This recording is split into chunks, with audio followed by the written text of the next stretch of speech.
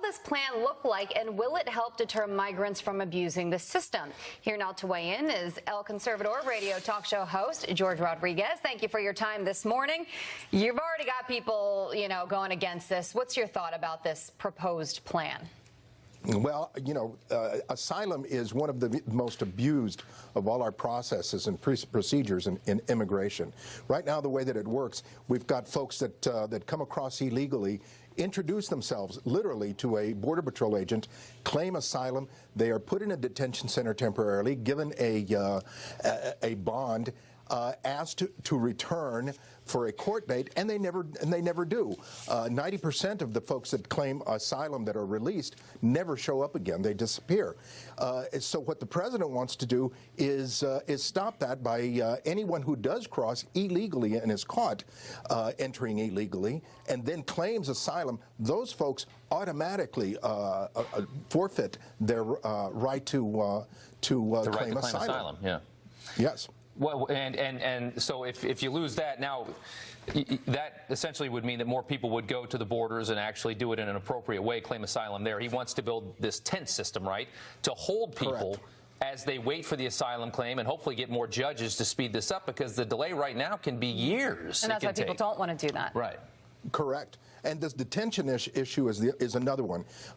Many folks, we've got so many activist attorneys, leftist activist attorneys and judges that have claimed that, you cannot detain folks too long because that's inhumane. The fact of the matter is that an asylum process can take up to years in some cases. So there's got to be something that can be done to speed it up and to get these folks either the asylum that they deserve or not. Let's take a look at some of the proposed rules on asylum. The migrants crossing border illegally cannot apply for asylum. Illegal entrants will be placed into expedited deportation proceedings, and only claims accepted are ones filed at legal ports of entry. And while we're at it, let's just continue to take a look at some of these stats. According to DHS and AP, 568% increase in credible fear cases completed over the last 5 years. That is a huge number. 330,000 asylum claims in 2017, which is the highest in the world, and an average of 26,000 claims approved a year. Your thoughts on those numbers? It is crazy. The entire caravan has already said that as soon as they get to our border, they're all going to claim asylum. It is so abused that it's become a laughingstock for the entire world.